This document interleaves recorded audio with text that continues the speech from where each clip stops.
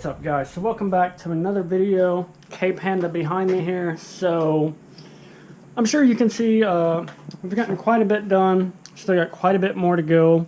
I'm just going to give you the quick 411 rundown. I did a little bit like, I'll show you what I changed since last time. So the S2000 clutch master cylinder is in. The braided line, I have it running behind over here, the reverse sensor, underneath the shifter cable linkage here. Nice little Xetti. This is bled. Tension behind that's really good. We put the hybrid racing cold air intake on, the IAT sensor mounted. Switched out the big K-tune breather for the one that comes with the hybrid racing intake. The map sensor block off is put in. I'm still waiting on the EVAP purge block off to come in. Other than that, I don't think I've really changed a whole lot with the setup. Radiator mounts are actually on now, so the radiator is good and where it should be. I still need to get an upper radiator hose, a lower radiator hose. I did get the RSX thermostat housing on, the Mishimoto RSX thermostat.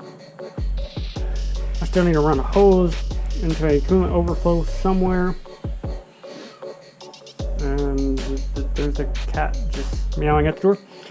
But yeah, that's that. So I got the battery on the charge, and that's one of the main things. Okay, so there's the cat. And I don't know how good you can see this, but I finally got my PRC ECU in. May just be a matter of loose connection somewhere, as it is just like sitting on there. This stuff ain't actually tightened up yet, so I need to get new ends. But I'm hoping that actually charged. Maybe if I open, I'm hoping the dome light's just off or something. Got a feeling that's not the kind of luck that I'm gonna have, because I don't have good luck. But pop the key in, put the wrong key in, that's the M1 key.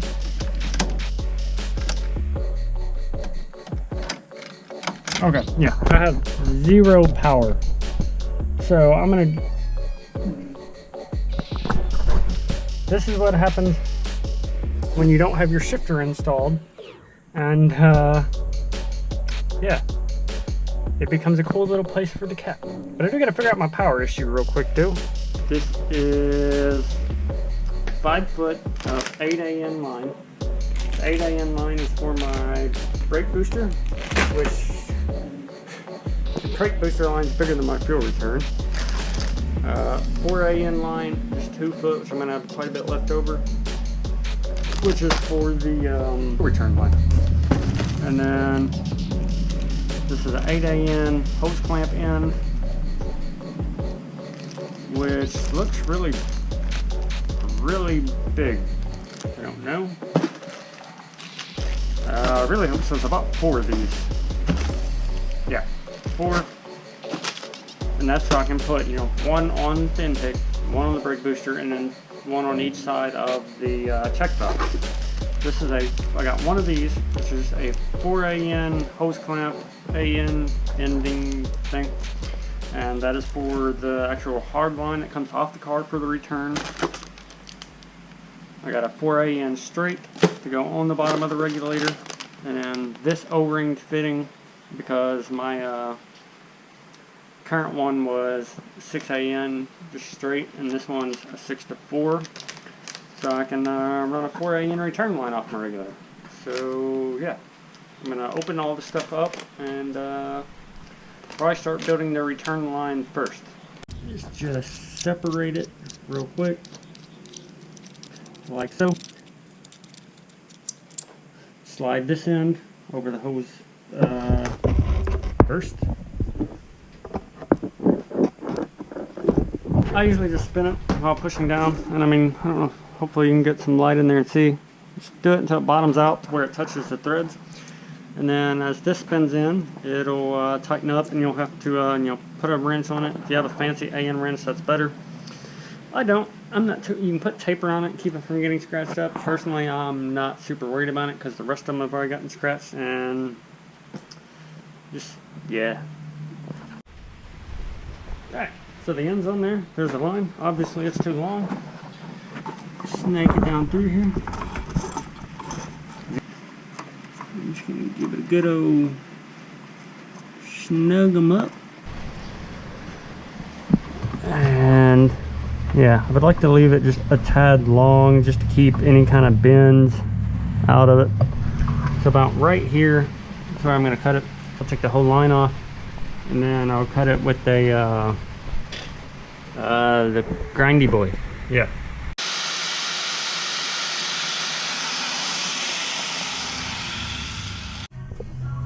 So yeah, a lot has been accomplished in this. I got a little carried away, started doing things off camera today. I just really wanted to get this done. I did get the engine mount issue figured out finally. I did move this bracket, so you can't really see it, but the engine does finally set straight now. It's not freaking crooked like it was. As you can see, my harness is now running down here and around. It's no longer all shoved down here, but the grounds and everything. And then I took the factory loom off and put loom on everything, so there's not just skinny wires running through. All taped up now. That looks a million times better. I gotta get them little small black zip ties. I just went ahead and put some extra covering on this piece here near the harness near the heater hose, and it's got plastic loom there. It doesn't have any here. I may just get some plastic loom, put on this, and take this back off. I don't know yet. I did get the ECU plugged in. I had to get a new battery. Mine had a dead cell. On Friday at 5:25. Yeah, so the radio's working. You know, it's down here, relocated everything. It's taping up some connections on my ECU, which I'm not able to see. Plugged in. And this is what we've all been waiting for. Check this out, guys. Turn the key. Fuel pump primes.